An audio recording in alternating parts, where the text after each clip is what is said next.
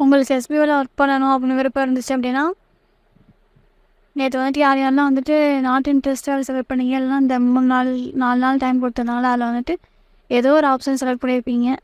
அதில் நீங்கள் என்ன ஆப்ஷன் செலக்ட் பண்ணியிருந்தாலும் ஒரு வேளை உங்களுக்கு அதை மாற்றணும் அப்படின்னு விருப்பம் இருந்துச்சு. இப்போ நான் வந்து ப்ரமோஷன் டீம் கொடுத்துருக்கேன், இப்போ வந்துட்டு நான் ரீஃபண்ட் வாங்கிக்கிறேன் அப்படின்னாலும் நீங்கள் மாற்றிக்கலாம்.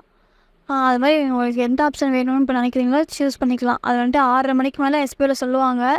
அந்த டைமில் போய்ட்டு பண்ணிக்கோங்க டக்குன்னு. ஒரு வேளை நீங்கள் அப்போ பண்ணல அப்படின்னா அதுக்கப்புறம் எப்போவே பண்ண முடியாது.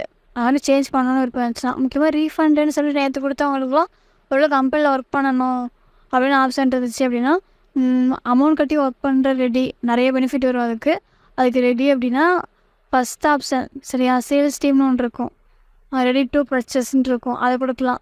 இல்லை எனக்கு அமௌண்ட்லாம் கட்ட முடியாது அப்படின்னு நினச்சிங்கன்னா, எஸ்பிஓவில் இருக்கணும் அப்படின்னு நினச்சிங்கன்னா, செகண்ட் ஆப்ஷன் ரெடி நாட்